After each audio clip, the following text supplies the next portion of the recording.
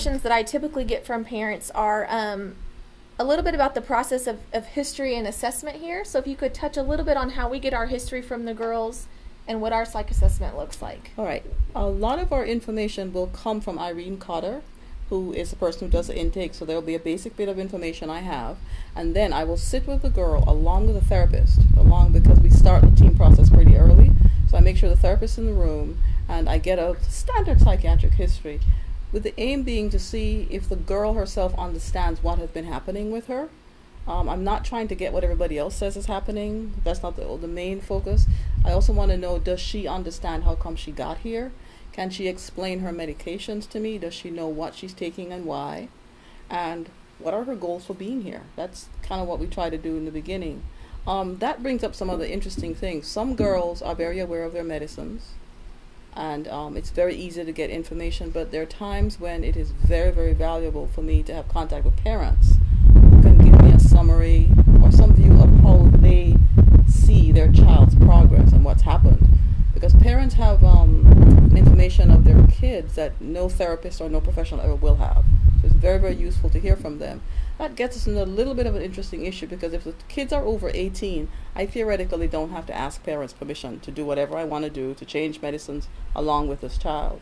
But I prefer to have parents involved. And I strongly suggest that parents, like within the first week or so, try to set up at least a 30-minute meeting so they can let me know what their concerns are, sometimes what their previous experiences with psychiatrists are.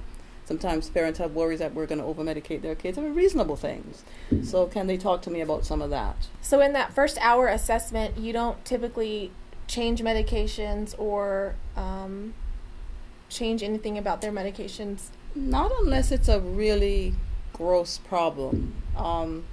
One, I prefer to have a rapport with the child, with the client before I change medicines. And also, I think it's a bad idea to change medicines when somebody walks in the door. I typically see them within 7 days of getting here, and I think they need to adjust to us and we need to adjust to them before I go around fiddling with pills.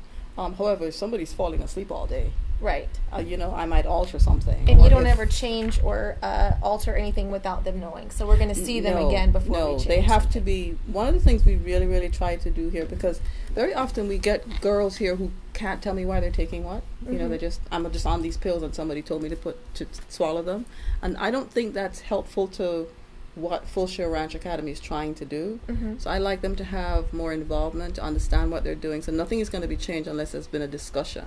Right. With the whole team. With their therapist and me and the client. Right. What would determine changing a medication? The student coming in and just telling you they need it, or how do you determine what changes to make and when? Again, here we go back to that team thing. We have a weekly team meeting here, and we have a specific schedule of how each person is talked about. So I listen to that and hear what's happening, how the person's interacting with staff. A lot of information from the therapist. About how they're functioning. And then with the adolescent. See, I said adolescent because I think of them as adolescents, but with the clients that we have here. And together we try to decide if what they're wanting to be changed is a reasonable expectation based on their total level of functioning here. It's not just done because the girl wants it. Right. I think one of the neat things too, and how you do it, is we change it, and then you can watch them pretty closely, right, and we'll typically see them 1 or 2 weeks later. Right. To see before they get to phase 3. Right. But like, there's some medicines I'm very careful about. Like, you can't just come in and tell me you want your stimulant medicine increased because you feel like it. Right. Or you can't just come in and tell me I should give you more anxiety medicine, particularly if it's something that could be habit forming. Those things we have to be very careful about and have discussions. Right. And again, to reiterate your point, I like the fact that we have people who can watch and give us feedback. Yeah. So within 1 to 2 weeks, I can see whether it's a helpful change or not. I think part of the goal of Fulshear Ranch, and what I try to get to the client and get to the parents in the beginning, is when they come in and they see you in phases 1 and 2, and then when they come in phase 3, we try to go more towards what it's going to be like in the real world. Right. So they have to make appointments with you and meet with you and schedule that. Stay on top of their medications. Tell me when refills are necessary. Like, somebody texted me or emailed me this week and said my medicines are about to run out. She didn't do it as quickly as I would have liked, but the point is she's getting the idea that she needs to be responsible. As opposed to people doing it for her, which is typically what I'll do on this right. side of it. we want to talk a little bit about establishing medication regimens that are manageable, also, and practical. You teach a lot about that at the beginning, like taking a middle of the day dose is not. Yeah, there's some doses that I don't consider practical. I mean, if you're in the world working, you don't often get to stop at 1 o'clock to go take a pill. So I try to do twice a day or just once a day dosing to help the girls with that, so that they'd be more likely to continue with the medication regimen. Yeah. What happens when a girl comes in with like a laundry list of medications where they've tried everything and nothing's fixed the problem? How do you address that situation? I wait a month before I say anything. Because some girls who come here are, in a way, quite attached to their medicines and they really believe they work. Once you've developed a rapport and they've been in some of the groups, etc., you can start introducing them to the idea that maybe it's possible that if the meds worked, we wouldn't be here talking about it. So we start looking for other reasons for why. Let me use mood swings, because that's a very, very common example.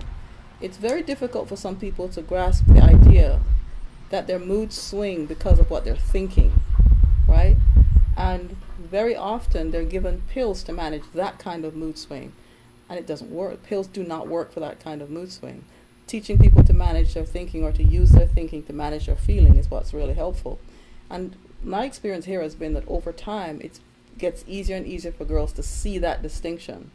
When that happens, we can start cutting back. Yeah, and that's really true in how they request appointments. In the beginning, it's very much, Dr. Clarke will fix this, and later you see them less often because they realize their skill fixes it. Right, and then some of them start coming in and say, can we, I don't need this, can we cut this back, can we cut this back? I love that when that happens. Here's one other thing I thought it would be useful for parents to know, that whenever their daughters are discharged, that we do provide at least a month, sometimes 2 months worth of medications and refills, so they're not stuck on the other end waiting to get back to a psychiatrist. Because we do want a continuity, a smooth continuity of treatment. And you're always open to like email or a phone call from a new psychiatrist should they need it. Should they need it, yeah. If they need the psychiatrist to call me to discuss what I've done with the medicines, that's very open. Actually, I'm open to it on the front end too, because we've called psychiatrists who've referred people here and just wanted to hear their experience.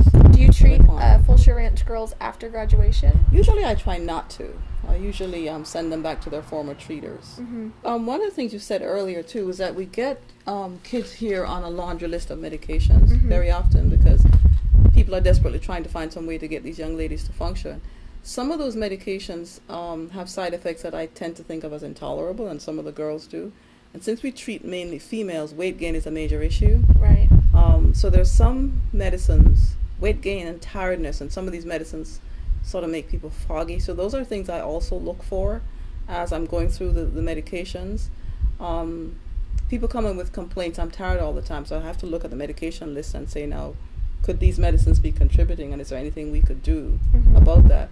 Or girls who come in and tell me that they feel cloudy on certain medicines, and I have to look at, okay, do they really need this? Can we cut back? Can we change things? I think weight gain is a huge issue with girls, really, because it contributes to the self-esteem difficulties that are complicating why they're here anyway. I notice with you, you tend to treat sleep and anxiety first. Those get in the way of treatment in a major way. If people aren't sleeping, it's really hard to manage moods. So I'm a little bit of a sucker for people who aren't sleeping, and I will try to do something reasonable about it. Like, I don't like traditional sleeping pills that usually you can get habituated to. So I tend to use slow doses of antidepressants. And anxiety, chronic anxiety, I will treat up to a point. If it's disabling, sometimes medication is necessary just to bring it down a little bit. But ultimately, you have to practice techniques to manage anxiety. It's not a pill thing. Right. So managing the side effects, I think, can be a little bit challenging, but it has to be done along with the client and with members of the team, helping to build skills of like cut back or shift medicines. Right. But ultimately, they're in charge, and I think you do a really good job here of talking with the girls and hearing what they say, and then within reason, letting them kind of navigate their path as far as medications go. What feels right, what feels wrong.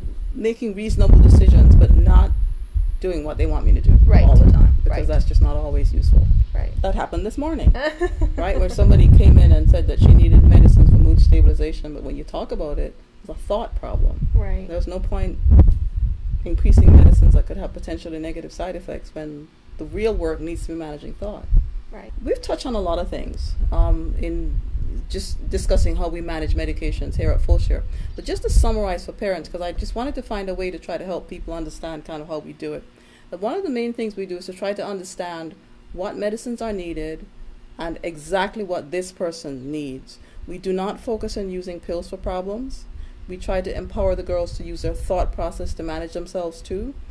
We do not believe that medications are the sole answer to problems here.